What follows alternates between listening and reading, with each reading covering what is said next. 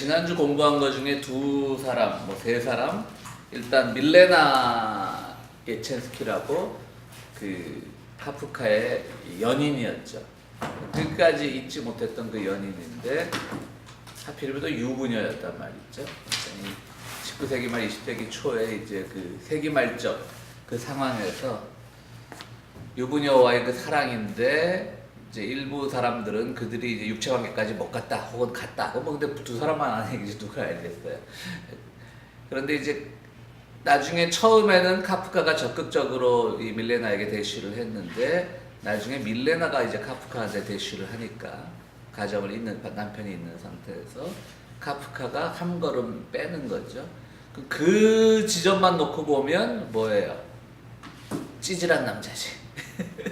자기가 사랑을 했으면 상대방이 유부녀가 됐든 뭐가 됐든 사랑을 했으면 자기 온 걸 던져야 되는데 처음엔 그게 던질 듯 하다가 상대방이 적극적으로 나오니까 한 걸음 빠지면서 많은 사람들이 이제 카프카의 그 소설의 영향에 밀레나가 많은 영향을 미쳤다라고 보는 것이죠. 그래서 일부 그 지난주에 우리가 공부한 사람들이 누굽니까? 그 책을 브로트 같은 사람은 그러니까 나중에 카프카가 죽을 때 자기 책을 다 불살라 자기 원고를 다 불살라 달라 그랬는데 브로트가 그거를 다 모아서 책으로 내면서 이제 카프카가 비로소 우리에게 알려진 거잖아요. 브로트 같은 사람은 이제 그 밀레나와의 관계를 쭉 옆에서 지켜봐 왔던 거예요. 그래서 그 성이라고 하는 카프카의 가장 유명한 소설인 장편 소설이죠.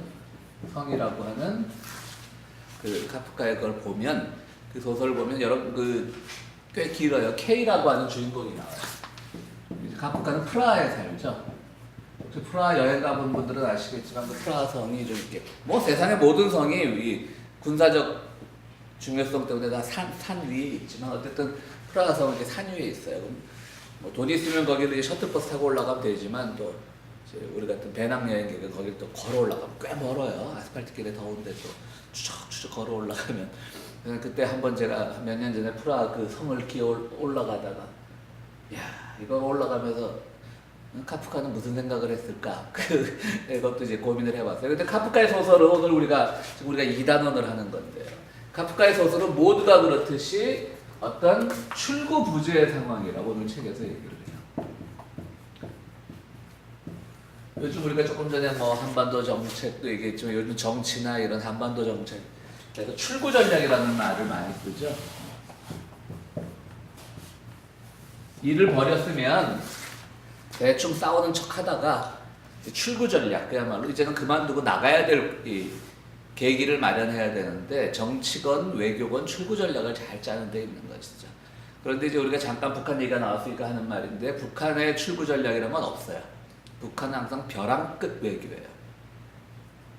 그래서 일본에는 네? 목사님 출구 전략을 써야 되는 건 주한미군이 써야죠. 아까 제 말 들어보세요 지금. 출구 전략이 해당되게 보세요. 출구 전략이라면 누가 지금 우리가 가장 조심해야 될 건 뭐냐면 그 카프카도 마찬가지로 항상 약자였어요. 약자들이 먼저 출구 전략을 가져야 되는 거예요. 강자들은 아무런 상관없어요. 그러니까 다 여기서 우리가 미국 살긴 하지만 다 미국의 그 정책에 대해서 다 어느 정도 불만인 사람들인데 현실은 인정하자는 거지. 쟤들이 강자인데 어떡하겠어. 그러니까 우리가 안 입고 와도 참고 그래야지. 어쨌든 그 출구 전략은 항상 북한은 이 벼랑 끝 전술이에요. 그러니까 해답이 안 나오는 거야. 상대방 입장에서 봐서도. 이게 뭔지를 모르겠는 거야. 도대체 진짜 미국하고 전쟁을 하자는 얘기인 건지 뭐 당연한 거는 그냥 북미 평화협정을 하면 돼요. 이제 그러니까 휴전 상태를 끝내고 평화협정만 맺으면 되는데 그것도 못하는 게 왜 못하겠어요? 미국은 한반도가 가장 큰 무기 시장이거든요. 한반도에 평화가 왔다라고 했을 때 미국 무기 이제 더 이상 팔아먹을 데가 없어요. 그러니까 그런 거예요. 출구 전략이 없는 거예요. 다시 또 얘기 길어질 거고 다시 잠깐 이제 우리 본론으로 들어가서 이 프라하로 갈 때 출구부재라는 건 뭐냐면 성을 읽어보신 분들은 아시겠지만 막 올라가고 온갖 생각을 했다고 갔다 다시 오고 뭐 다시 올라가고 막 이런 얘기들이 지속되는데 거기서 어떤 얘기가 나오냐면은 결국은 성에 도착하지 못해요. 그걸로 끝나요 그냥 소설. 네.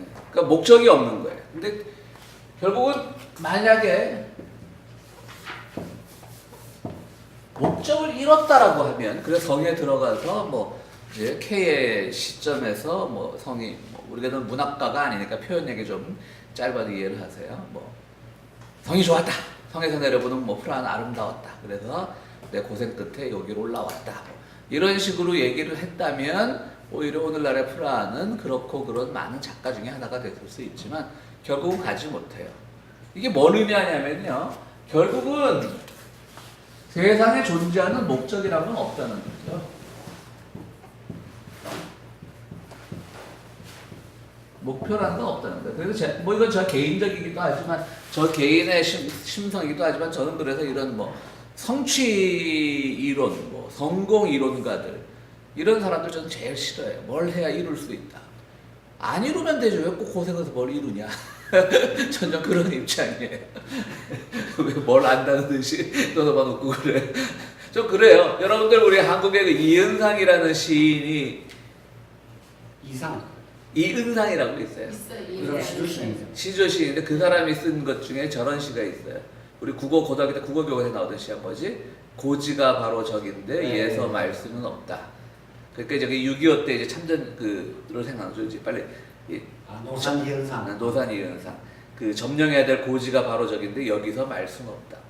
저는 항상 그 시가 제일 우리나라에서 나쁜 시라고 생각을 해요. 저는 그러니까 제 인생이 좋다는 얘기가 아니에요. 저는 고지가 바로 적이면 이제 올 만큼 왔구나 이제 내려가자는 거예요. 뭐 고지를 점령해서 뭐 하냐는 거지. 그때 아마 도노반 나랑 걷다가 이제 헐리우드 거기 서밋에 내가 가지 말자 그랬잖아.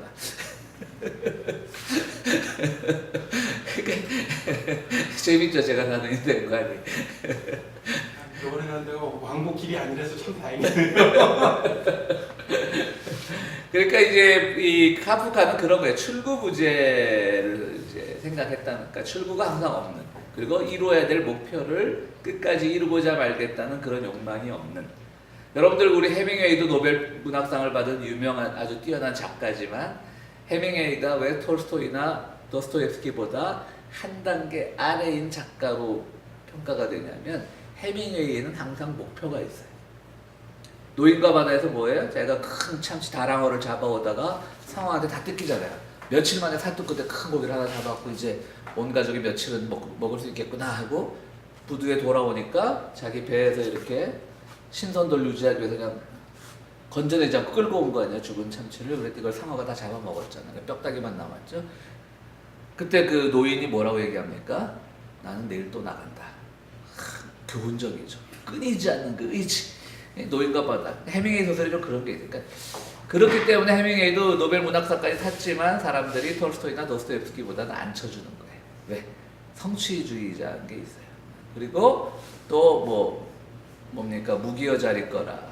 뭐 이런 거 보면 해밍웨이 소설 스페인 내전 때 그건 영화로들 다 보셨을 거예요. 그 마지막에 그 스페인 반군들 편에 섰던 미국인 하나가 마지막에 스페인 반군들을 후퇴시키면서 자기가 끝까지 남아갖고 바위 뒤에서 이제 총을 확 쏘면서 쫓아오는 스페인 정부군과 싸우는 그 장면 혹시 영화들 보셨어요? 무기여 자리 거라.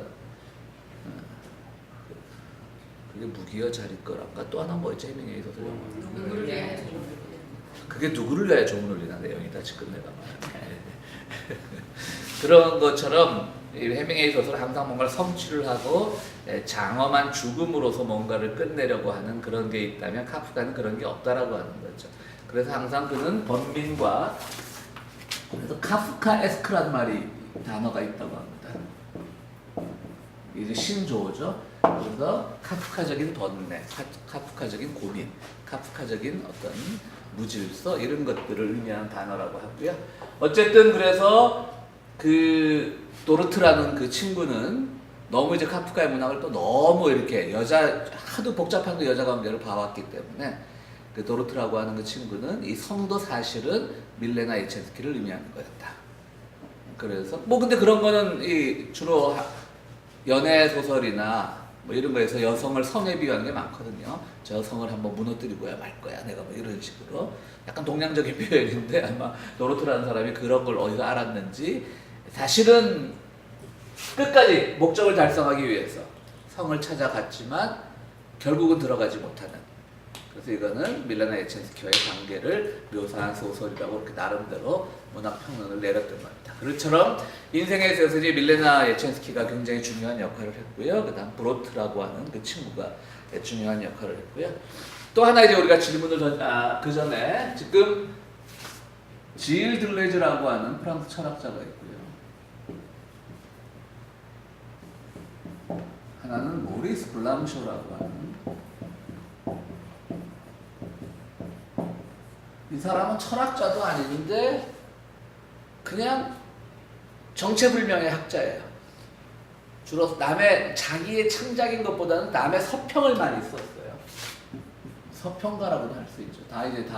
둘 다 이제 고인이 된 사람들인데. 근데 이제 여러분들이 뭐 인터넷 서점에서 찾아보면 요새 또 한국에서 이제 모리스 블랑쇼가 뜨고 있어요.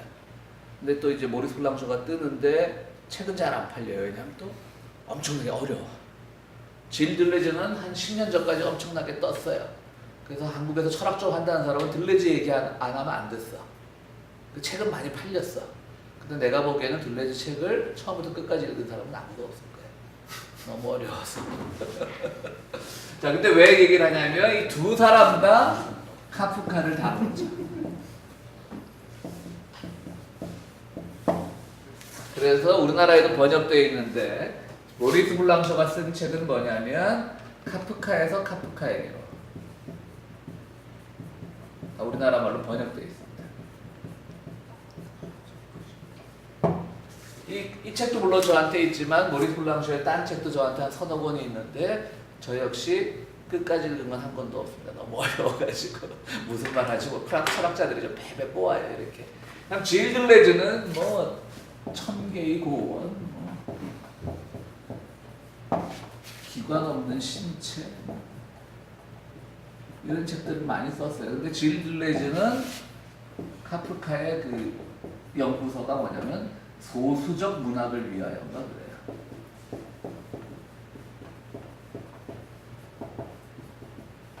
그래서 이 두 사람 다 이제 우리가 이 책을 주로 하지만 중간중간에 이 들레즈나 이 모리스 블랑쇼의 카프카에 대한 이 견해를 제가 소개를 하고 나갈 건데요.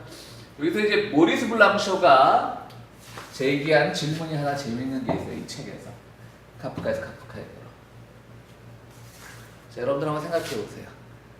정말 카프카는 죽으면서 친구 그 브로트에게 자기 책을 태워달라고 부탁했는데 그게 진심이었을까? 그러니까 블랑쇼가 딱 그 말을 해요. 전 그랬으면 지가 태우면 되지. 지가 파기하면 되지. 그래서 그 한국에서 대표적인 사람이 네. 진짜 태운 사람이 신사입니다. 헌한설. 그게 허난서럽고 전혀 안 남아있어요 지금? 다 태웠어요. 다 태우고 그 동생이 허균. 몇 번 뺐다고도 이야기하고 외웠다고도 이야기해요. 허균이? 근데 이제 브로트라고 하는 사람은 이걸 남기면서 이제 그 블랑쇼가 이것에 대해서 설명을 하는 거는 결국은 두 사람 다 잘했다는 거지. 그러니까 카프카 입장에서는 자기의 책은 해답을 주지 않는 책이에요. 성에 올라가서 성에 도달을 해야 돼. 산에 올라가서 정상에 올라야 돼. 속된 말로 고지가 바로 여기인데 여기서 말 수는 없어. 그게 모든 사람들의 생각이라면 카프카도 그 고민을 했던 거죠. 근데 자기는 아무것도 주지 못하는 거예요. 그러니까 소설을 읽다 보면 굉장히 허무해지는 거예요. 산에 올라갔으면 가야지. 왜? 성에 올라가서 올라가야지. 자기가 스스로 알았다는 거죠. 그러면 브로트는 어떤 생각이었냐면 그 문제를 내가 대신 해결해 줄게. 네 소설은 네 소설로도 충분히 가치가 있어. 그러니까 두 사람의 일종의 이 카프카의 죽음 앞에서 영혼의 대화가 일어났다고 보는 거죠. 그러니까 카프카도 끝까지 그 인생은 정직하지 못했던 거예요. 그래서 정직하지 못하다는 건 뭐냐면요. 사람이 막 뭐 사기치고 뭐 거짓말하고 뭐 이랬다는 의미가 아니라 끝까지 출구가 없는 거예요. 목적이 없는 거예요. 정말 자기가 책을 태우는 게 자기의 목적이었다면 파기하고 자기가 태우면 되지. 근데 자기 스스로도 끝까지 뭔가를 이루지 못하는 어떤 지식인의 번민 같은 게 카프카에 있었던 것이고, 그러면 그 브로트라고 하는 사람은 그들을 대신해서 자기가 어떤 카프카를 위해 희생양이 되어준 거죠.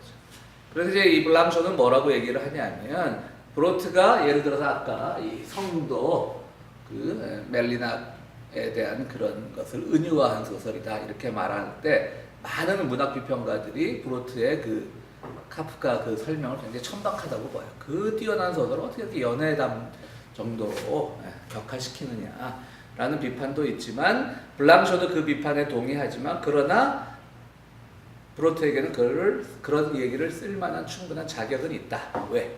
친구의 진심을 알아줬으니까. 친구의 진심은 뭐죠? 네가 내 책 좀 퍼뜨려줘. 근데 난 자신이 없어. 사람들이 무슨 얘기를 할까? 여러분도 그런 친구 있으면 좋아요. 그죠? 내가 뭔가를 하고 싶은데 나 자신이 없어. 근데 정말 친한 친구라면 나를 위해서 누가 악역을 담당하는 거지. 지음. 예? 지음. 예를 들어서 우리 도노발 씨하고 나하고 이제 다음 달에 마추픽추 그 트레킹을 가는데 예를 들어 중간에 제가 포기를 했다. 힘들어서. 근데 도노바는 와가지고 하나의 서사, 스토리를 연결한 거야. 같이 갔다. 무슨 말인지 알아들었지? 끝까지 완주했다. 분해서요? 무슨 말인지 알지? 무슨 뜻이었을 거야? 허자수다. 그래요. 그러니까 저는 뭐 앞으로 우리가 계속 소설을 카프카 소설을 이제 본격적으로 읽게 되겠지만 결국 우리가 삶에서 성실성이라고 하는 게요. 블랑쇼가 또 똑같은 말을 하는데요. 결코 문학은 성실하면 안 된다라는 얘기를 하는 거야.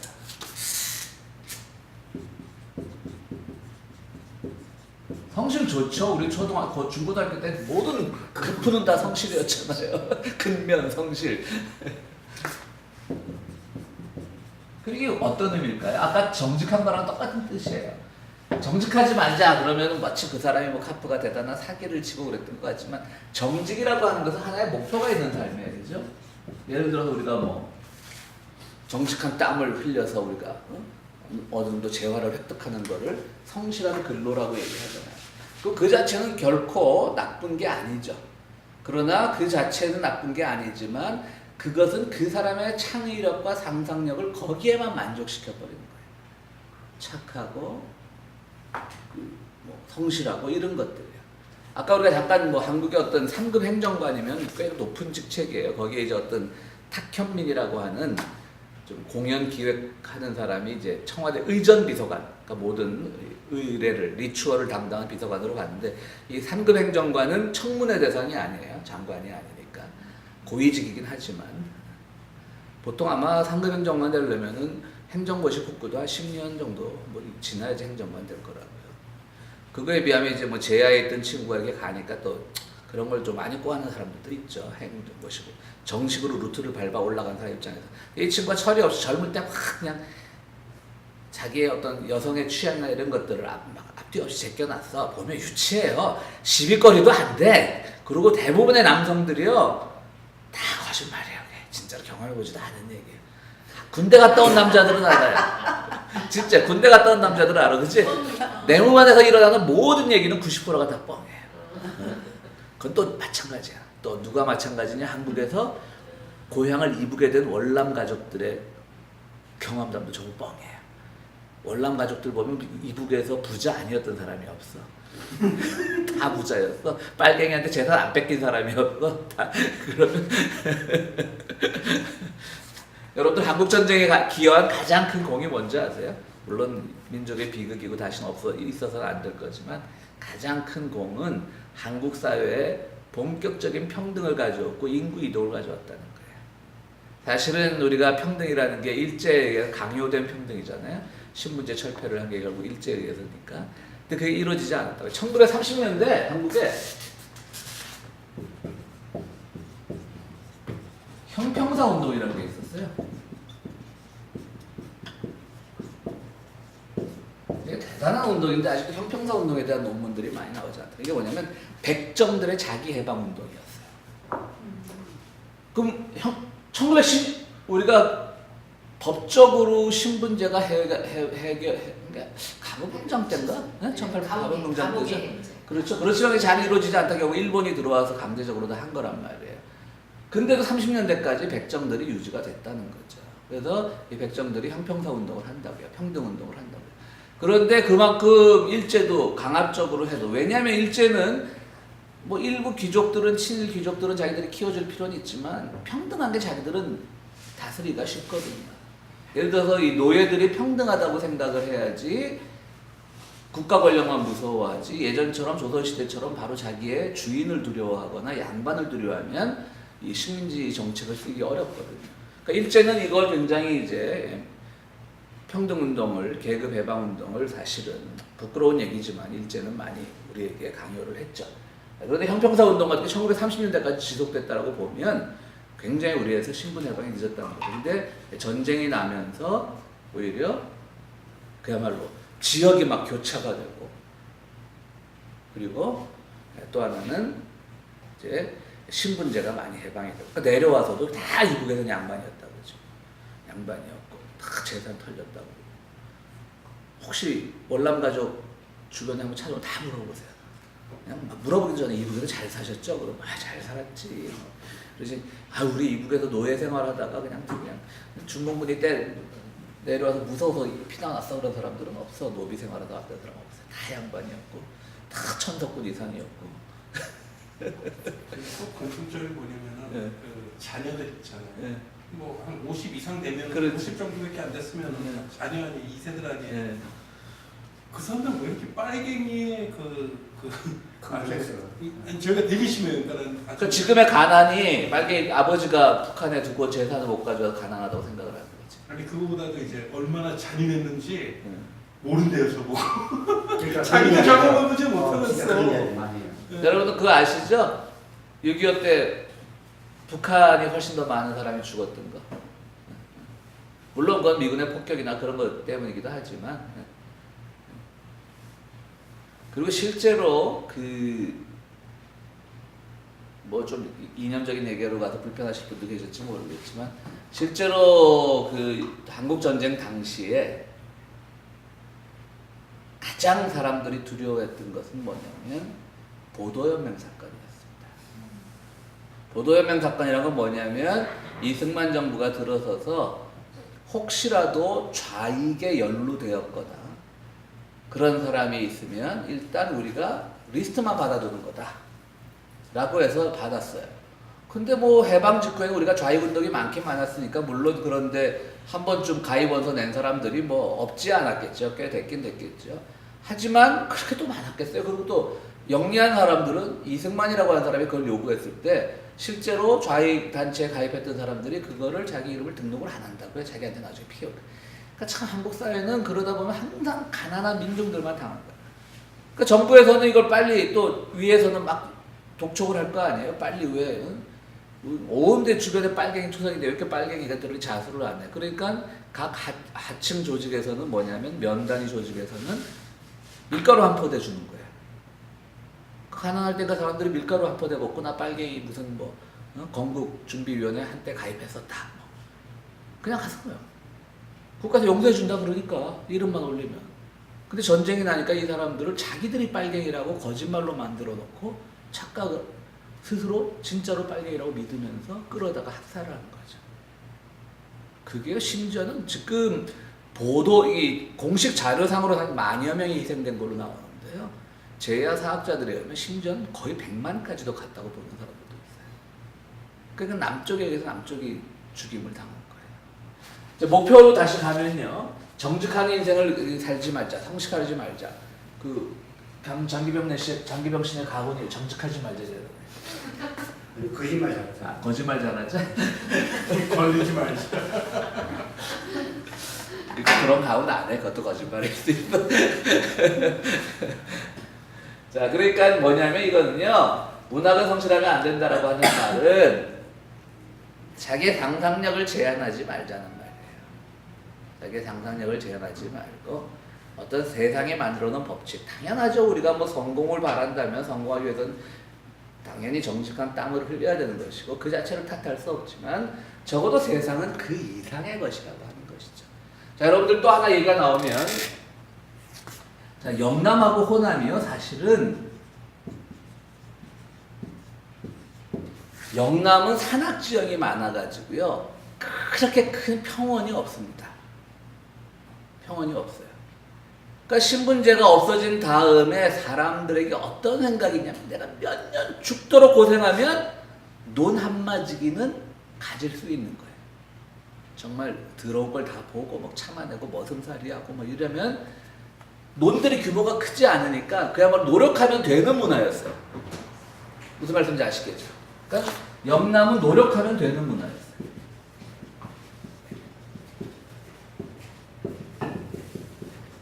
호남은 평원지대가 많았어요. 호남은 이 노비 출신들이나 머슴 출신들이 아무리 고생을 해도 평야를 못 사요. 왜? 거기에 산맥이었고 그냥 호남 곡창지대잖아요. 그 동아일보 만든 그 김성수 집안이 그 일제시대 때 그래 경비행기로 비료를 뿌렸대잖아요. 미국에서는 하는 짓을. 얼마나 땅을 많이 가지고 있었으면 일제시대에. 그런 전설 같은 얘기들이 있잖아요. 또 재밌는 게 뭐냐면 호남에서는 보니까 정말 민중들의 삶이 피폐한 거예요. 왜? 영남은 노력하면 돼. 내가 정말 죽어라 몇 년 고생하면 논 한마디는 마련할 수 있어. 우리 식구 호구책은 풀칠은하고 사는 거예요. 호남은 안 돼. 그러니까 이 지주들의 2세들이 일제시대 때 자기가 봐도 자기 집 머슴들이나 이 호남의 민중들이 너무 삶이 피폐한 거예요. 다 일본 유학을 갔어요. 그래서 다 사회주의자가 돼요. 한국에 아주 모순이에요. 한국 사회주의 운동의 효시들은 다 호남의 지주 아들들입니다. 거의가. 그 영남은 뭐가 되죠? 전혀 이런 지정학적인 건 고려하지 않고 호남 사람들 보면 뭐라 그래요? 저것들 노력은 안 하고 사회 불만이 남았고 이 사람들 살 데가 없으니까 도심지로 오는 거 아니에요? 그럼 도심지로 이제 서울로 오면 일제시대 때부터 서울이야말로 정말 눈 뜨고 코 베어가는 장소인데 거기서 살아남기 위해서는 얼마나 이 사람들이 많은 술수나 이런 것들을 했겠어요. 근데 영남 사람들이 보기에는 저것들은 노력은 하나도 안 하고 그냥 술수만 하는 사람들로 보이는 거예요. 그래서 영호남이 그렇게 차이가 있는 겁니다. 그렇기 때문에 영남 사람들이 이게 발전하면 어떻게 되는 거죠? 성실한 사람들이 됩니다. 그런데 한국의 보수 세력들은요 굉장히 성실합니다. 남들 놀 때 공부해갖고 좋은 대학 가죠. 대학 가서 대모할 때 이들은 뭐 고시원에 틀어박혀 하고 사법고시 행정고시 보죠. 한국 사회 보세요. 맨날 뭐 영원한 뭐 정치들 정권이 바뀔 때마다 뭐 지역 안배 한다라고 하지만 호남엔 없어요. 사람들이 별로 고시나 이런 사람들이 절대적으로 영남에 비해서 떨어져요. 숫자. 그럼 이 사람들이 또 주요 요직을 차지해요. 그럼 이 사람들의 정책은 뭐가 되는 거예요? 당연히 보수적이 되는 거예요. 그들의 잠재의식 속에는 노력하면 돼. 왜 국가에서 자꾸 복지 혜택을 받으려고 그래. 이렇게 되는 거예요. 이게 아주 한국에서 영원함이라는 게 묘한 거예요. 그런 점에서는. 그렇죠? 뿌리 깊은 거죠. 자, 그래서 우리가 성실하면 안 되는 거예요. 다시 거꾸로 올라가면 성실하지 않아야만 다른 사람의 아픔도 이해할 수가 있는 거예요. 저는 아직도 한국 사회가 이 카프카적이냐 반카프카적이냐의 것이 오히려 문학이 아니라 정치에 있다고 생각을 합니다. 한쪽은 끊임없이 성실을 강조하는 세력이고 한쪽은 끊임없이 어떤 평형을 강조하는 조직이고 지난주에 잠깐 얘기했지만 영남을 대표하는 작가는 이문열이고 호남을 대표하는 작가는 김승옥과 이청준이란 말이죠. 두 사람의 그 두 영호남 작가들의 문학 세계가 완전히 판이하게 틀려요. 그런 것처럼 이제 카프카도 그런 성실을 극복하는 그런 문학 세계를 가졌다라고 하는 거고요. 여러분들 시간이 나시면 그 프랑스 영화 중에 요새 나온 영화 중에 엘르란 영화가 있어요. 엘르란 영화는 뭐냐면 그냥 그녀예요. 그녀. 불어로. 쉬라는 뜻이래요. 그냥 불어로 엘르는. 그거를 한번 여러분 영화를 꼭 보셔야 돼요. 엘르란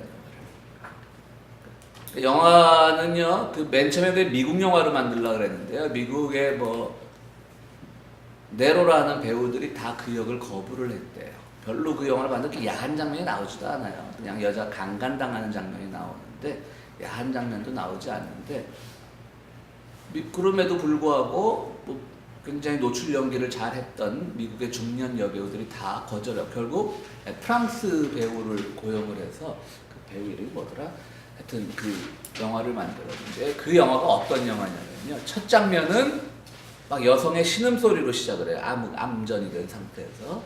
그럼 우리가 흔히 이제 뭐 영화를 많이 본 사람들은 굉장히 뭐 농도 짙은 뭐 배드신이 이제 나오겠거니 이렇게 상상을 하는데 화면이 밝아지면 그게 아니라 그 중년의 여성이 집에 들어온 복면을 쓴 강간범한테 강간을 당하고 있는 거예요.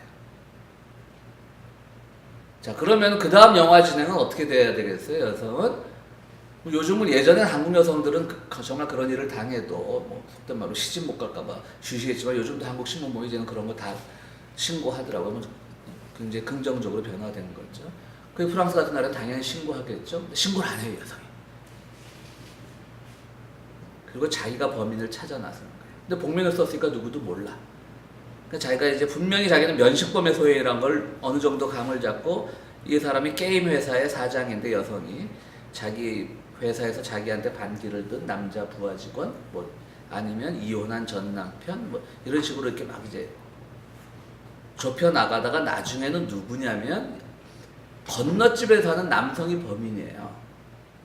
근데 건너집에 사는 남성이 범인인데 하필이면 이 여자는 이제 이혼하고 혼자 살다 보니까 이렇게 자기 친구의 남편하고 지금 현재 불륜 관계 중이면서 동시에 항상 건너집에 그 남자가 멋있게 생겼고 남자한테 항상 멀리서 몰래 숨어보고 좀 그런 거예요.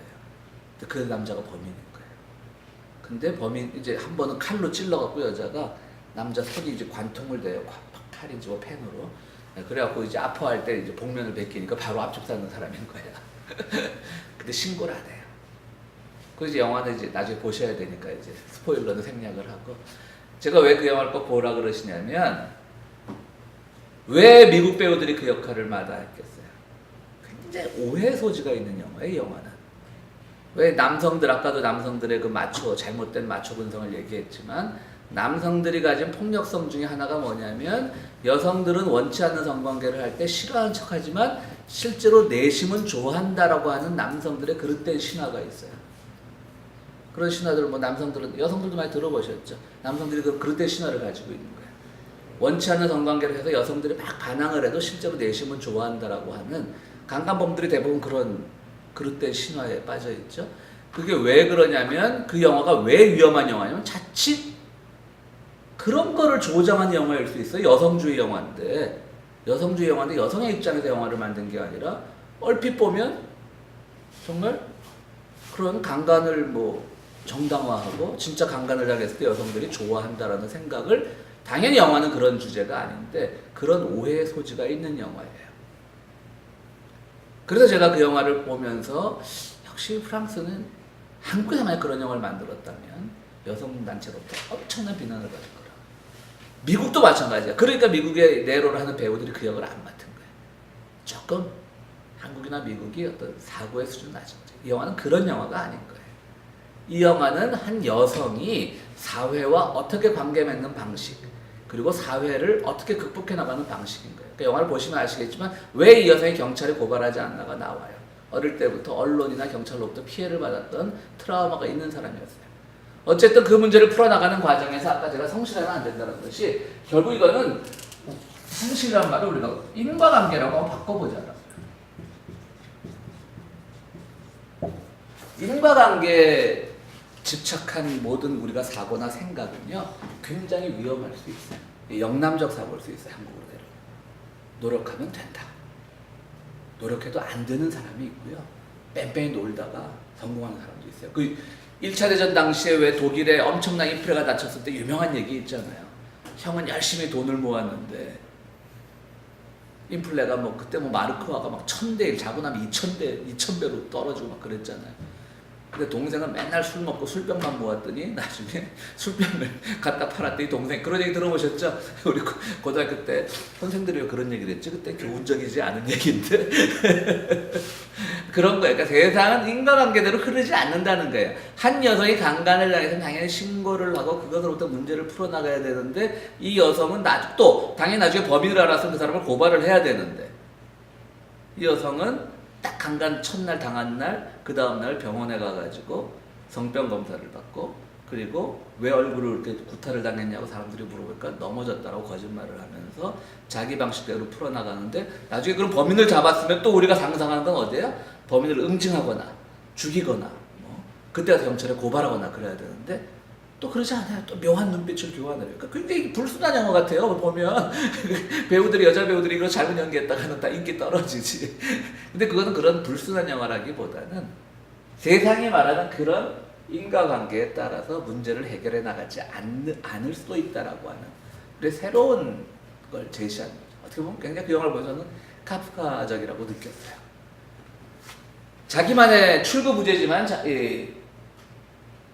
자기만의 방법을 찾는 거죠. 세상이 모두 말해도 이런 사건에는 이러한 출구, 이러한 전략, 이러한 목적이 있어야 된다는 것을 결코 말하지 않는 것이죠. 두 분 불편하시죠? 그 영화의 내용이. 그렇진 않으세요? 네? 불편하세요? 예, 그럼요. 그 적용하면 뭐 아니 철학적으로 위안부문제라든가 그런 것들이 다 막 저쪽으로 그러니까 나도 그 생각도 했어요. 진짜 그건 진짜 아니에요. 그러니까 네. 근데요. 그건 우리 상황이고 프랑스 상황이고 그렇긴 하지만요. 위안부 문제도 우리가 또 할 말은 많아요. 또 그 잘못 말하면 우리가 또 완전히 또 매장되니까. 자, 이해는 되시죠 이게? 그러니까 정직하지 말자, 뭐 성실하지 말자, 어떤 가훈이나 교훈으로서 말하는 게 아니라 우리가 정해진 인과관계에 따라 살지 않고 꼭 목적이 있으면 그것을 달성하고야만은 그런 인생관 가지고 사는 사람들이 있어요. 우리 마라톤 하시는 분들, 그래서 우리 뭐 다음에는 기록을 어떻게 하고야 말 거야 이런 것들 분명히 그것도 가치 있는 세계관인데 그 밖의 세계관도 있다는 걸 인정해 주자는 거죠. 그 세계관 자체가 가치가 없다는 것이 아니라, 그러니까 저처럼 고지가 바로 저기기 때문에 여기서 말아야 된다는 사람도 있다는 거죠. 여기서 그만둘 수는 없다는 게 아니라 고지가 바로 저기기 때문에 여기서 그만둬야 된다는 사람도 있고요. 다양한 가치관을 살고 있고, 어쩌면 카프카는 바로 그 과정에서 수동적으로 정말 그런 삶의 방식이 좋아서라기보다는 아버지의, 지난주에 말씀드렸듯이 두려운 아버지, 그리고 끊임없이 여성에 대한 욕구는 있었는데 그걸 할 수 없었던 두려움, 심지어는 카프카 연구가 중에 카프카가 성불구자였을 것이라고 추측하는 사람들도 있어요. 끊임없이 왜 그런 거 있잖아요. 왜 끊임없이 여성들에 대해서 어떤 로망은 가지면서 실제로는 근접하지 못하는, 자기 어떤 스스로 성적 매력을 발견하지 못하거나 뭐 이런 류의 사람이 아니었을까라고 또 해설하는 사람도 있어요. 예. 고지가 있다는 걸 인정을 하는 건 아니잖아요. 그렇죠. 그것도 또 좋은 지적이죠. 포기도 아니죠. 포기가 아니지. 그렇죠. 그게 여러 번 반복해서 하신 말씀 중에서 예. 고지가 바로 저긴데 포기해야 된다. 포기해야 된다. 아니, 네. 포기해도 된다는데 고지가 바로 저기니까 여기서 포기한다라는 그 의미가 예. 포기해도 된다는 양쪽을 다 얘기하는 포기하면 거잖아요. 어때? 포기하면 예, 어때? 예. 포기- 왜 꼭꼭 저걸 포기해도 정복을 해야 포기해도 되나? 괜찮고. 예, 맞습니다. 네. 그리고 지금 브라이언 씨가 지적한 것처럼 사실 그 말에는 내가 이루어야 될 고지라는 것을 이미 상정을 하는 건데, 우리가 인생에서 꼭 고지라는 걸 상정할 필요가 없을 수도 있는 거죠. 예, 예. 뭐 고지가 바로 저기인데, 그런 건 좀 아주 좋은 지적을 하셨는데, 고지라는 걸 우리가 아예 생각하지 않으면 또 되는 거고요. 그러니까 말씀드렸듯이 그건 개인의 성품일 것 같아요. 지역적인 성품도 있을 것 같아요. 영혼남 이런 지역적인 성품도 있을 것 같은데, 뭐 어느 게 옳다 그러다는 보다는 항상 다른 세계관에 대해서 열려있는 마음, 왜 그것도 못해, 왜 그렇게 안 살아는 하지 말자는 거죠. 근데 그 카프카의 그 이야기를 하면서 네. 그 어떤 인과관계나 그다음에 어떤 목표, 그걸 갖다 성취하기 위한 그 노력에 대한 그 시각적인 그 이야기하면서 지역을 갖다가 끄집어내 갖고 이 사람들은 저렇고 저 사람들은 저럴 거라고 이야기하는 거는 그것도 하나의 고지라고? 전제라고? 아니, 그러니까 그건 그 뭔가 연결이 안 된다. 그러니까 예를 들어서 네. 자, 영남 사람과 영남과 호남이 어떻게 구별하죠? 태어났기 때문에.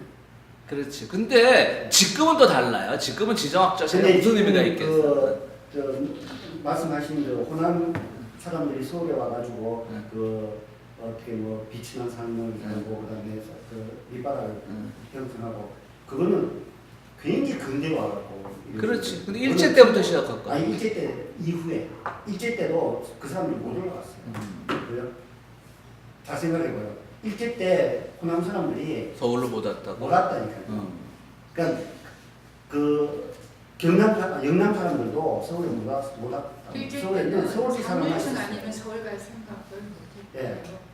근데 한양에도 한양시 저기 조선시대 많이 올라왔다 그러던데. 지금 말씀하신 그 1970년대 이후에 도시화가 되면서 그 1960년대 이후에 그 산업화가 되면서 나타나는 그 모순이지 그게 그 전에 어떤 모순은 아닌 것 같아요. 그건 전제. 근데 이제 이거는 뭐 모르겠어요. 내 얘기라기보다는 한국의 농업 경제학을 한 최 누구라고 그 양반의 책에서 예전에 읽은 얘기인데 지금 장기병 씨가 질문한 내용은 이해하셨죠? 뭐냐면 지금 카프카처럼 어떤 목적 하나의 자기가 이루어야 될 이것만이 진리라고 하는 그 삶을 우리가 이것만이 진리라고 하는 삶을 거부하는 카프카를 연구하면서 하나의 영남의 특징, 호남의 특징을 이렇게 규정하는 거는 카프카와 맞지 않다는 얘기죠. 그렇지? 네. 그래서 그건 맞는 지적인데 이제 뭐 설명하다 보니까 이렇게 남을 좀 이해하자.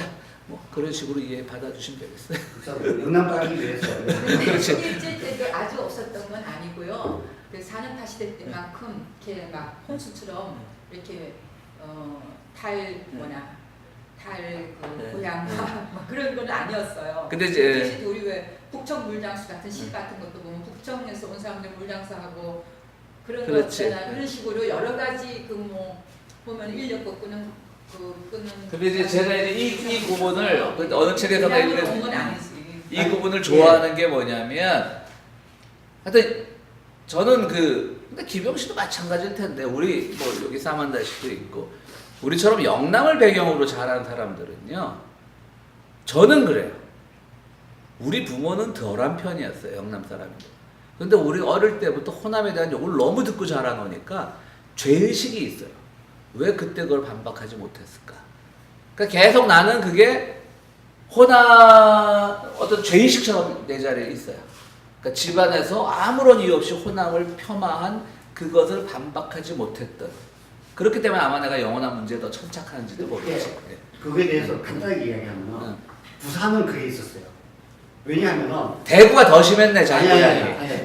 대구는 막연해요, 진짜로. 왜냐하면 부산이 왜 더 심했는가면 부산에서는 전라도 사람들이 많이 와가지고 그렇지. 많이 접근을 이렇게 접촉을 같이 이렇게 이렇게. 접촉하면서 그 사람들 약간 배제시켜야지 내한테 유리한 게 있었지만은 사실 대구 사람들 그러면은 그냥 한 이야기예요. 그냥 한 이야기.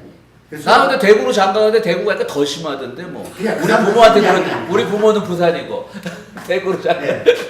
아까 말했던 그 출구부재라는 것은요. 카프카의 문학으로 하여금 항상 이중적 소외를 느끼게 했다고 우리 책에 나와요. 뭐냐면 똑같은 거예요. 가고 싶은 거예요.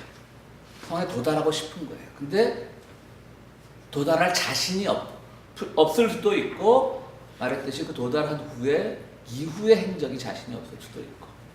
그러니까 예를 들어 뭐 우리가 어떤 목표를 성취했는데 그 자체로 성취감을 얻는 사람들도 있지만 그 성취가 가져다 줄 그 열매가 무엇인지 몰라서 두려워하는 사람들도 있거든요. 그러니까 그런 것들이 아주 계속 카프카에게 남아 있었다라고 하는 것이죠. 그래서 어떤 이중적 소외, 갈등, 뭐 이런 것들이 이제 카프카의 문학을 지배하게 됐던 거고요. 그러니까 좀 카프카를 우리가 특별히 높이 평가하는 건 예를 들어서 말씀드렸듯이 모든 문학이나 이런 데 있어서는 항상 어떤 성취나 어떤 성실성 이런 것들을 강조하기 때문에 카프카가 그것과는 다른 삶을 살았기 때문에 이제 카프카의 문학이 오늘날까지 계속 지속되어 오는 건데요.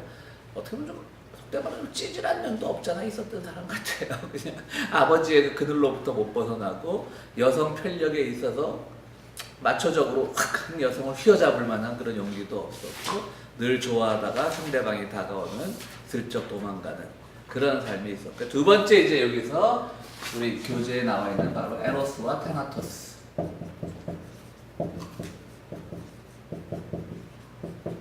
테나토스는 그 그리스 신화에 나온 죽음의 신이죠. 근데 실제로 재밌는 게요. 우리가 그리스 로마 신화 보면 모든 신들은 다 인격 신화돼 있잖아요. 뭐 제우스의 모습도 있고 뭐 서로 사랑하고 뭐 미워하고 질투하고. 그런데 이 타나토스만은 분명히 인격신처럼 돼 있는데 인격신으로 묘사된 적이 한 번도 없습니다. 그럼 뭘 말하냐면 결국 죽음이라는 건 묘사될 수 없는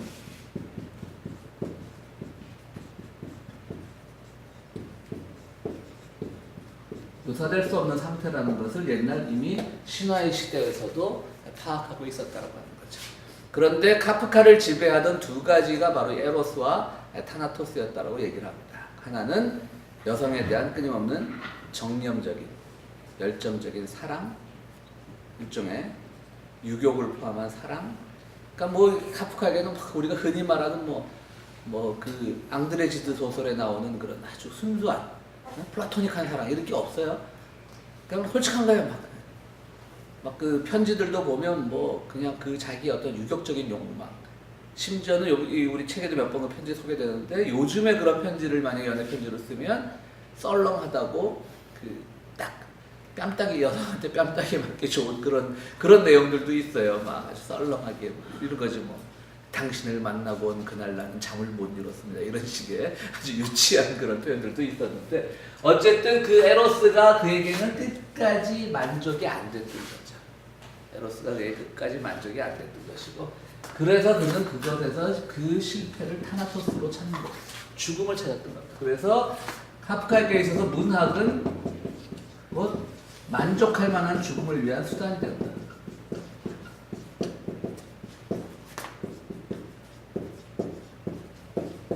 문학은 만족할 만한 죽음을 표현하는 게 그런 표현의 수단이 되어버렸다. 그래서 그의 모든 소설에는 다 죽음의 이야기가 나옵니다. 결국 그는 자기가 소설을 쓰는 것도 블랑쇼의 말이기도 한데요. 카프카의 소설이 쓰는 것은 결국은 만족할 만한 죽음을 얻기 위한 하나의 도피의 수단이었다는 것이죠. 그럼 이 죽음은 뭐랑 대비가 되냐면 결국 기독교적 세계관 혹은 뭐 이 사람은 유대이니까 유대교적 세계관도 마찬가지고요. 결국 어떤 구원적 세계관이 되겠죠.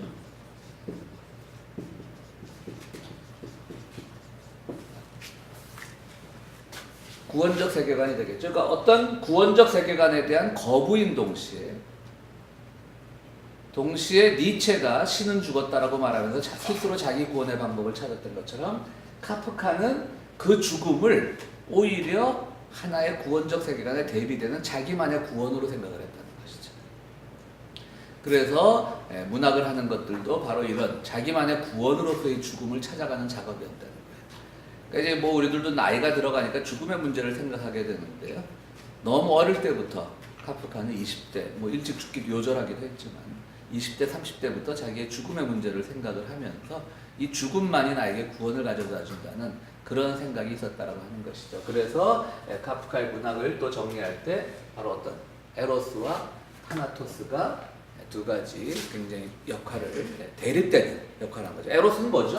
굉장히 생동감 있는 거잖아요. 만나서 사랑을 하고 정말 심장이 뭐 사랑을 하면 심장이 터질 것 같고 그런 사람들 해보셨어요? 심장이 터질 것 같고 막 그냥 행복에 겨워 넘치고 얼굴에 홍조가 흐르고 막 이게 사실 에로스는 어떻게 보면 생의 의지잖아요. 생의 의지. 생을 향한 의지인데 타나토스는 어떤 죽음을 묘사하는 건데 카프카의 그 작품에서는 바로 이 생의 의지와 죽음이 동시에 가는 또한 그 이중성이 나온다라고 하는 겁니다. 그래서 그가 성적 욕구를 가지고 있는 동시에 그것은 실패할 수밖에 없는 성적 욕구였고요. 상대방과 어떤 마지막 사랑을 결실을 이루지 못했으니까 거기서 그 성적 욕구의 실패에 따라서 또 죽음의 그림자를 보게 되는 그런 것이 소설 전반에 나타나고 있었다고 합니다. 그래서 그는 늘 자살과 죽음을 생각하면서도 또 실행에 옮기지 못하는 굉장히 소심했던 사람, 이런 사람으로 또 기억이 됩니다.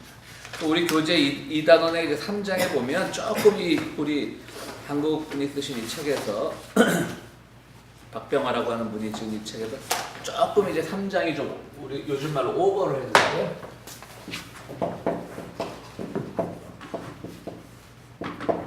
장자와 카프카를 비교를 했어요. 근데 내용은 별게 없더라고요. 여러분들 장자라는 사람을 아시죠?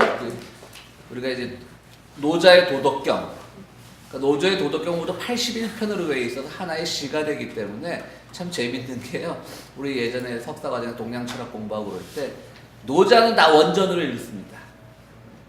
그래서 이제 왜냐면 81편의 시고 그 81편의 시 자체가 한 6,000자인가 그래요. 그러니까 한 번 6,000자만 공부하면 돼. 그러니까 노자는 다 원전으로 읽는데 장자는 너무 이제 두꺼운 장편 소설처럼 돼 있으니까 그것도 이제 번역본으로 읽고 그래서 공부하면서도 다 그럼 노자는 그냥 번역본으로 읽지 왜 노자는 꼭 원전을 읽고. 그래서 제가 공부할 때 노자는 좀 다 빗나간 얘기지만 노자에는 두 명의 그 주석을, 그러니까 해설서, 노자가 어려우니까 두 명의 해설서가 아주 유명한 책으로 남아 있습니다. 하나는 이제 왕필이라는 사람이 쓴 주석이 있고 하나는 하상봉이라는 사람이 쓴 주석서가 있는데 주로 이제 뭐 오늘날 대부분의 그 노자 책을 번역한 한국의 뭐 김용옥이나 또 뭐 많은 사람들이 번역했거든요. 그런 사람들이 주로 이제 왕필본에 의존해서 이제 번역을 하는 건데요. 어쨌든 장자는 이제 굉장히 두꺼운 장편 소설 같은 부분인데 우리가 잘 아는 조삼모사 원숭이한테 아침에 뭐 도토리를 3개 주고 저녁 때 4개 주니까 막 불평을 하다가 그럼 아침에 4개 주고 저녁에 3개 줄게 그러니까 원숭이들이 좋아했다는 그 조삼모사에서 어리석음을 비유하는 건데 실제로 조삼모사의 내용은 그 어리석음이 아니라는 또 주장들도 많습니다.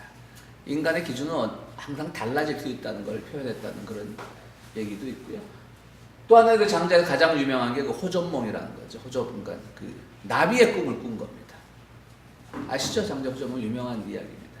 그 장자가 낮잠을 자다 꿈을 꿨는데 꿈에서 나비가 나왔어요. 근데 장자가 잠에서 깨어나고 어떤 생각을 했어요? 내가 나비의 꿈을 꾼 건지 나비가 나의 꿈을 꾼 건지. 멋있잖아요 말이. 그죠? 근데 그 장자의 호접몽이 저는 그걸 보면서 브라이언 씨 영화 인셉션 봤죠? 네. 인셉션 보면서 오히려 저는 가장 장자의 호접몽이 많이 생각났던 거고요. 여기서는 이제 변신이라고 하는 왜 벌레로 변하잖아요, 변신. 그래서 나중에는 그 가족들이 이 벌레가 자기 집안의 아들이었던 걸 알고 이제 벌레를 막 양육하고 그런 것이 그 카프카의 변신의 소설 내용인데 이제 이 책 우리가 쓰는 교재의 그 저자는 그 변신을 이제 벌레로 변했다는 점에서 장자의 호접몽과 비교를 하는데 조금 이거는 이분이 좀 무리수를 둔 게 아닌가라는 생각을 해요. 벌레가 나인지 내가 벌레인지 뭐 그런 고민은 좀 없잖아 있지만 거기서는 벌레가 지금 사람이 변한 벌레가 스스로 주체로 자각을 하고 있었거든요. 그 소설에서는. 근데 장자의 호접몽은 스스로 자각을 못하는 거거든요. 내가 꿈을 꾼 건지 나비가 내 꿈을 꾼 건지. 그러니까 어떻게 보면 어떤 주체가 없는 것이 주체를 상정하지 않는 것이 장자의 생각이었다면 그 변신에서는 꼭 그렇진 않아요. 주체는 끝까지 살아 있습니다. 거기서. 그래서 요거는 좀 우리가 상담하는 걸 그냥 넘어가는 것 같고요. 그 다음에 이제 우리가 아까 막스 브로트라고 하는 그의 책을 이제 끝까지 출판해준 그런 좋은 친구가 있었는가 하면 구스타프 야누라는 사람이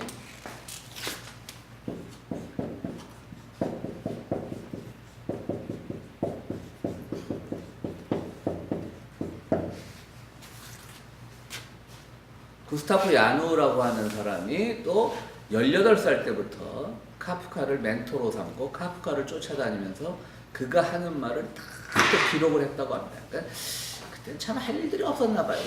그야말로 성실했어 사람들이. 성실하지 말라 그래놓고.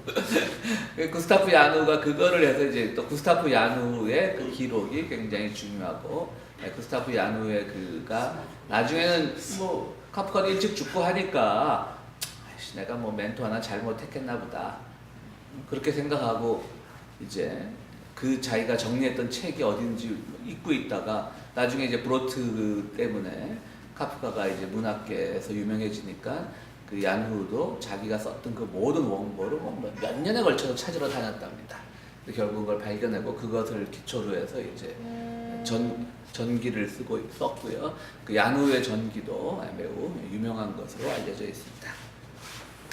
또 이제 우리 보면 여러분 책을 다 읽어봐서 아시겠지만 내용은 바로 그 제목에 거의 다 포함이 되어 있어요. 5단어는 바로 무소속성과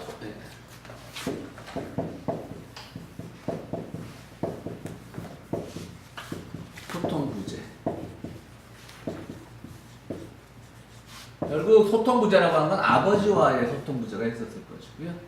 보통 이제 우리가 프로이드 같은 사람들의 심리학에서는 정신분석학에서는 아버지와의 소통 부재를 굉장히 중요하게 생각을 하죠. 그래서 아버지의 그것이 아버지의 그림자가 그에게 드리워서 결국은 가부장적 사고가 서구의 그 유일신적인 종교를 만들어냈다. 이런 게 이제 프로이트의 주장이거든요. 근데 대부분 이제 그건 모든 당시 유럽의 사상가들이 아버지와의 고민, 또 그 아버지와의 고민이 연장돼서 신과의 고민을 했던 반면에 우리 또 카프카 선생님은 또 여자 문제에 있어서 또 그거를 헤어나오지 못했어요. 그러니까 굉장히 여자랑 소통을 하고 싶었던 모양이에요. 근데 소통이 안 됐다라고 하는 것이죠. 그래서 보면 밀레나가 있었고 또 바우처라고 하는 여성이 있었고 펠릭스 바우처인가 뭐 그런 여성이 있었고 마지막에 또 여성이 있었고 근데 또 재밌는 게 뭐냐면요. 소통 부재를 하면서 소통에 엄청나게 원했던 것이죠. 소통을 하지 못했던 이 세 여인이 다 유대인이었어요. 근데 첫 시간에 말씀드렸죠. 아버지가 유대인이었어요. 정육업자, 우리말로는 백정이었어요. 그런데 독일 여성과 결혼을 하면서 이제 신분 상승을 꿈꾸고 어릴 때부터 카프카가 머리가 좋았는지 독일계 학교에 보내면서 독일어를 공부를 하게 했다는 것이죠. 그렇게 하면서 이제 그 끊임없이 카프카를 당뇨 사회로 진출시키려고 했는데 그 아버지가 하고자 하는 일은 뭐였겠어요? 자식의 탈유대화였겠지. 그죠?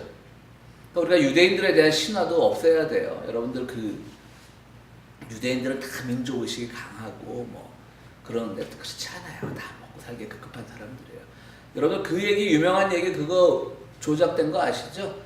그 6.1 전쟁이가 났을 때 뭐 미국에 있는 유학생들에게 전투에 참여하라고 귀국 명령을 했더니 아랍계 유학생들은 도망가고 유대계 유학생들은 전투에 참여하기 위해서 다 이스라엘로 가는 비행기표를 끊었다. 그거 미국의 언론 조작 사건 중에 아주 유명한 겁니다. 그런 일 없었습니다. 더 어릴 때 배웠잖아요. 우리 도덕 선생님들한테. 배우셨죠? 네, 들었어요. 얘기 나온 김에 또 하나 하는데 여러분들 그것도 조작인 거 아시죠? 이승복 소년이 나는 공산당이 싫어요. 그래서 입직해준 것도 조작인 거 아시죠? 그건 당연히 조작이에요. 왜 조작이냐면 목격자가 없어요. 그 공비도 다 사살되도 누가 그런데 사살되는데 애가 입 쪽에 좀 상처가 있었던 거예요. 그러니까 제가 본래 나는 공산당이 싫어요. 그러고 다녔다는 마을 주민들에 의해 가지고 그게 신화화돼 버린 거예요. 근데 그 당시에 소년들 치고 우리 뭐 저보다 이승복 소년이 비슷하거나 뭐 만약 한두 살 위거나 그럴 텐데 그 당시 우리들은 다 공산당이 싫어 그러고 다녔어요. 그래 학교 가서 선생님한테 안 혼나니까 걔만 그랬겠어 이승복 소년만. 그래서 일설에서는 그런 말도 하잖아요. 북한군이 아주 자유롭게 사탕을 줬는데 그게 콩사탕이래요. 그래서 이승복이 좀 혀가 짧아서 나는 콩사탕이 싫어요 그랬는데 공산당이 잘못 알아듣고 그런 우스갯소리지. 참 그러니까는 아까 모든 얘기하다 그 유대인들이라고 해서 반드시 그 민족적 정서가 강하지 않아요. 우리가 그 디아스포라란 말 쓰잖아요. 이렇게 떠돌아다니는 그 이민자들 우리도 뭐 이제 본래 그 디아스포라라는 말은 어디서부터 제일 먼저 쓰였냐면요. 기원전 7세기 6세기 경에 왜 바빌론 지금의 이라크가 이스라엘을 침략해서 모든 백성들을 다 이제 바빌론으로 포로로 끌고 가잖아요. 교회 다니는 분들은 아시겠지만 그게 바로 그 유명한 바빌론 포로기 사건입니다. 60년 동안 그 바빌론 강가에서 이제 그야말로 천막촌에서 사는 거죠. 포로로서 끌려가서. 그때 이제 뭐 그때 만들어진 노래는 아니지만 우리가 아바가 불렀나요? 그 더 리버사이드 오브 바빌론 하는 거 그런 노래도 유명한 노래가 있었고요. 그런데 이제 페르시아 오늘날의 이란이 당시에 바빌론은 엄청나게 큰 제국이었고 그 역사가 수십 년 수백 년 갈 줄 알았는데 의외로 페르시아에서 허무하게 무너지고 말잖아요. 그런데 페르시아의 정책은 귀환 정책을 썼어요. 그래서 바빌론의 포로로 와 있던 모든 사람들을 이스라엘로 다 귀환을 시키는 것이죠. 그 과정에서 그런 모든 그러니까 성경에 보면 뭐 에스라서나 느헤미야서 보면 이제 그 귀환의 과정들이 자세하게 나와 있죠. 에즈라나 느헤미야 보면. 그런데 그 귀환의 과정에서 그런 모든 유대인들이 다 돌아왔냐. 에즈라 느헤미야 보면 무슨 부족에 무슨 지파는 몇만 명이 돌아오고 그냥 고적정리가 참 나와 있어요. 근데 다 돌아왔느냐? 안 돌아왔어요. 거기서도 야근 유대인들은 이 제국에 있는 게 훨씬 돈벌이도 잘 되는데 왜 돌아오겠어요? 안 돌아와요. 그리고 페르시아는 포용 정책을 썼기 때문에 뭐 이라크에서 계속 그들이 점령을 했기 때문에 식민지 정책을 이렇게 가혹하게 할 리가 없으니까 그냥 거기서 사업할 수 있는 거예요. 오히려 바빌론 때보다 더 좋은 거예요. 이방인으로서의 그런 차별도 없고 거기서 남았어요. 그 사람들을 디아스포라라고 부른 거예요. 그때부터 바빌론 포로 때부터. 그렇기 때문에 유대인들이라고 해서 막 민족적 정서가 강하거나 그러지 않았다는 얘기죠. 바로 카프카의 아버지도 이 사람을 탈유대화 시키려고 했는데 카프카는 만나는 여성마다 다 유대인이었던 거예요. 그러니까 아버지가 또 엄청나게 반대를 했대요. 그러니까 이 아버지 뛰어난 문학가 치고는 너무 그 아버지와 여성의 벽이 높았던 것 같아요. 그러니까 아버지가 반대를 하니까 또 거기서 사랑을 하기가 두려웠던 거겠지. 아버지가 이걸 어떻게 볼까 이 사람. 응? 지실한 느낌? 그런 거예요. 그런데 이제 밀레나, 그 유부녀였던 밀레나는 1941년인가 유대인으로 가스실에서 죽죠. 끌려가서. 물론 그때는 이미 카프카는 폐렴으로인가 38년도에 죽고 언제 죽었으니까 죽고 난 뒤인데 밀레나 이렇게 죽고 뭐 그런 슬픈 이야기들이 있죠. 어쨌든 그는 끊임없이 소통 부재를 경험하면서 뭔가 소통의 공간을 찾고자 할 때 또 한편으로는 자기를 에워싸고 있는 그 유대인이라고 하는 그런 신분을 못 벗어났다라고 하는 것이죠. 그래서 이제 이런 오늘 우리가 그 5단원까지만 하는데 아까 제가 들레즈 말했잖아요. 들레즈 보수적 문학을 위하여 보면 왜 이 사람은 들레즈는 카프카의 문학을 보수 문학이라고 표현을 했을까? 아까 말씀드렸듯이 다수문학, 뭐 그 다수문학이란 말이 있는지 모르겠지만 어쨌든 들레즈의 소수문학이라는 말을 빗대어서 말하면 다수문학이라고 할 때 다수문학은 뭐냐면 그냥 우리가 흔히 하는 소재나 이야기의 전개 방식은 조금 다를 수 있지만 우리가 흔히 말하는 뭐 성취가 있고 기승전결이 있고 또 그것으로 인해서 얻어지는 결말이 있고 하는 것들이 다수문학의 그거였다면 들레즈는 바로 소수문학을 다른 문학가들과는 다른 문학을 했다라고 하는 거죠. 그럼 왜 소수문학이냐? 일단 유대인이었어요. 소수자예요. 그 다음에 또 어떤 소수자죠? 체코인이었어요. 첫 시간에 얘기했죠. 당시에 그 19세기 말 20세기 초에 유럽의 분위기, 합스부르크 왕가가 망했던 그 과정에서 체코인도 소수인이거든요. 또 엄마는 독일계예요. 독일계 모친이에요. 근데 이 독일계 모친은 뭐냐면 유대인과 결혼한 독일계가 뭐 그렇게 많았겠어요.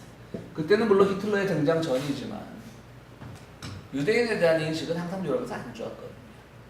유대인과 결혼한 뭐 우리 오늘날 21세기에서조차 우리가 제3세계 동남아나 이런 데서 이제 신부들이 많이 이제 수입이 되고 수입이라는 걸 쓰면 안 되지만 어쨌든 우리 한국의 청년들과 결혼하러 많이 오는데 아주 그들이 소수자거든요. 그렇잖아요. 마찬가지죠. 그런 소수자였다는 것이죠. 그리고 이미 아버지는 이 아들을 좀 출세를 시켜보려고 독일어 사립학교에 보냈는데 특히 우리 한국에서 고등학교 나온 사람들은 저도 그렇지만 독일어가 참 천하에 필요 없는 언어예요. 따지고 보면 독일밖에 안 써요. 스위스 좀 쓰고 벨기에 조금 쓰고 오스트리아 쓰고 맞아. 오스트리아 몰라도 일본하고 한국은 그래서 그건 우리 모국어니까 한국어. 일본은 일본은 어쨌든 경제 물론 지금 독일도 이제 경제 대국이 됐지만 사실은 저는 여성들은 한국에서 여학교에서 불어를 많이 가르치고 남학교에 독일어를 많이 가르치는데 물론 저 같은 경우 신학을 했으니까 그 신학에는 독일 학자들이 많았으니까 독일어가 필요하긴 하죠. 독일어를 뭐 한때는 꽤 잘했는데 진짜 알파벳도 못했겠더라고요. 그런 응? 의사들은 독일 해야 돼요. 근데 지금 그렇지도 않아요. 근데 그 옛날에는 법대 의대 가는 사람들이 독일어를 많이 그러니까 독일법 뭐 이런데요. 요새는 미국 이게 참 문제가 되는 게 뭐냐면요. 저희 세대 70년대 대학을 들어간 세대만 해도 독일계 학자들, 프랑스계 학자들이 인정을 받았어요. 근데 지금은요. 독일에서 학위를 따온 사람도 독일에서 학술 회의를 하는데 영어로 하더래. 그래갖고 굉장히 자조 섞인 말을. 그러니까 신학 쪽도 이제는 독일에서 학위 따온 사람들이 별로 없어요. 우리 때만 해도 교수들 중에 반은 독일에서 따오고 오히려 미국에서 따온 사람들을 우리는 그때만 해도 좀 우습게 보고 막 그랬어요. 특히 뭐 저희 세대, 지금은 아니지만 저희 세대는 뭣도 모르고 UCLA에서 막 박사 따와서 우리 때가 다니는 학교 교수로 오면 애들이 뭣도 모르고 막 깔보고 그랬어요. 그때 UCLA 정도는 학교로도 안 치고 또 어디죠? 독일에도 뭐 튜빙겐 대학이나 이 정도 나와야지 뭐. 제가 나온 대학에서 UCLA 나와서 아마 처음 교수가 된 사람이 누구냐면 좀 여성학계 유명한 그 조혜정이라고, 지금은 그분도 이제 나이가 들어서 이제 은퇴를 했는데 한국 여성학계 어쨌든 1인 선두 그룹이죠. 이제 아버지 엄마의 성까지 따서 이제 조한혜정이라는 그 이름을 썼는데, 어쨌든 그 독일어도 사실은 그때 이 독일이 그 하스부르크 왕가 마을 이러면서 전쟁을 자가지고 고수 언어였던 거예요. 그러니까 이 들레즈가 말하는 것은 소수문학이라는 건 그야말로 문학이라는 것은 언어를 통해서 표현하는 건데,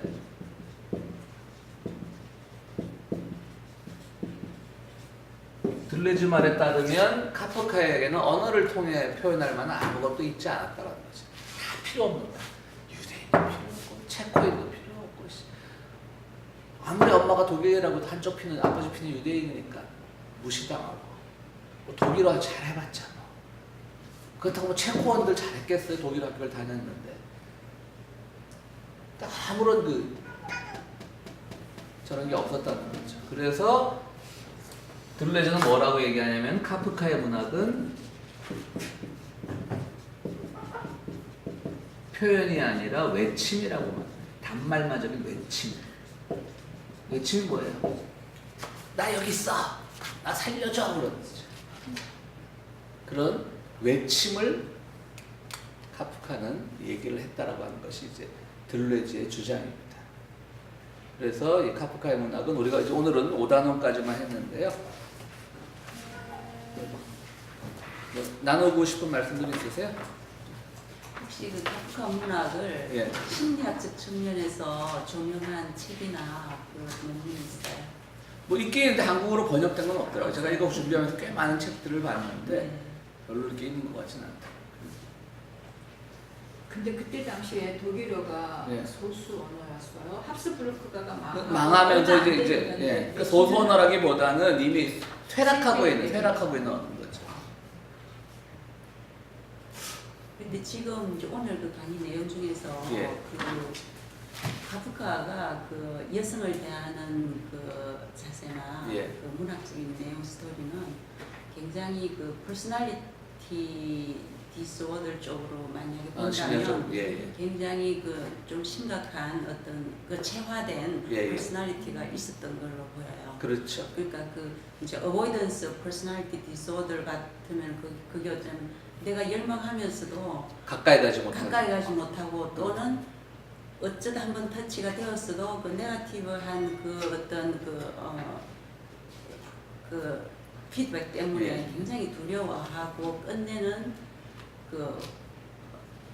그 성에 도달하지 않고 내려오는 예. 그 성격의 특징이거든요. 예. 그래서 혹시나 그 심리학적 글쎄요, 측면에서 재밌겠네요. 조명한 게 예. 있다면 제가 더 찾아보겠습니다. 예, 더 카프카를 이해하는 데 도움이 될 것 같아요.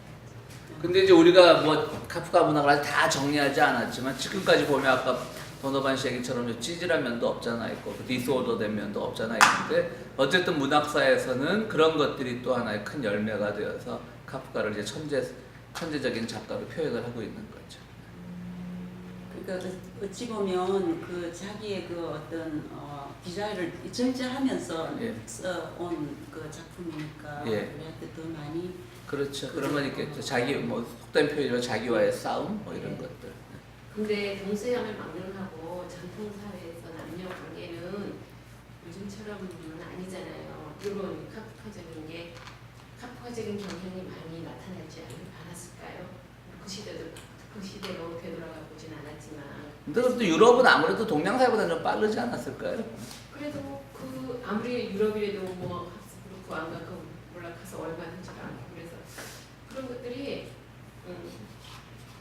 근데 막상 글씨 같은 거 읽어보면 참 많이 뭐라 그럴까 자본주의 초기 사회 막 그런 모습들이 그대로 나타나는 그렇죠. 그러니까 특히 이제 그 19세기, 19세기 말 20세기 초에 뭐 작가들이나 철학자들이 봤을 때는 그 자본주의가 가장 큰 적이었어요. 그러니까 우리가 잘 아는 그 막스 베버라고 하는 사람이 그 초기 자본주의와 프로테스탄트 정신, 그러니까 개신교 정신이죠. 그러니까 개신교의 금욕주의가 자본주의의 발전을 가져왔다고 하는 것이죠. 그러니까는 카톨릭은 아무래도 교권 중심이었고 모든 것이 이제 다 교회의 명령에 따라 움직이는 제도였다면, 개신교는 그야말로 뭐 제가 뭐 개신교 목사로서 스스로 폄하하는 게 아니라 쌍꺼들의 종교였단 말이죠. 어떤 제도로부터 이제 포함되지 않는.